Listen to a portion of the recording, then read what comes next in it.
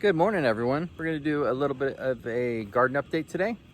And this plot here behind me, we got it all cleaned up this past weekend, and all the weeds mostly beat down, but there's still some left, as you can see back here.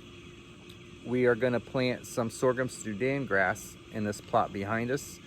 I don't think we're going to have this plot completely ready for our fall garden, so I chose that particular cover crop for its density. The sorghum sudangrass gets really dense and fairly tall, and will absolutely cover out and shade all of the weeds back there to suppress them, keep them low, and hopefully kill them all if we're lucky.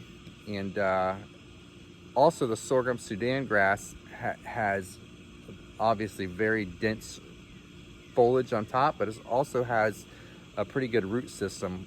It's an allelopathic root system, which means it puts really good nutrients back into the soil. So it's a really good cover crop if you plan on leaving it for a while. Because of all that dense top growth, it makes for really good green manure or good top compost as it starts to break down. So we're going to plant some of that this morning, and I'll also pan the camera around and show you how the iron clay peas are doing.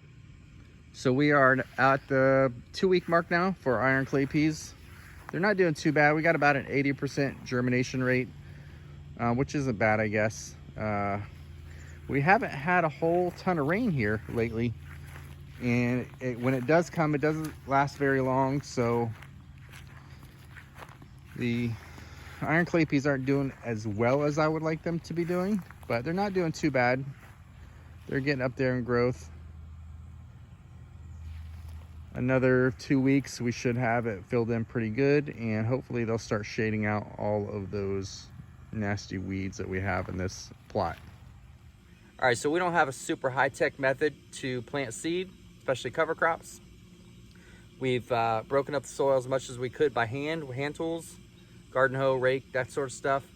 I did use the tractor a little bit to the box blade and the rake to smooth it out as best I could, and then I came back and finished it off with the hand tools. So what we're going to do is just going to spread the sorghum sudan seed by hand and rake it over, and hopefully I'll have an update for you on how that's coming up here in a few days, if we can get some rain, maybe a week or so, and we'll see how that's growing. So I'm going to leave now with me spreading some seed, and we'll catch y'all back next week.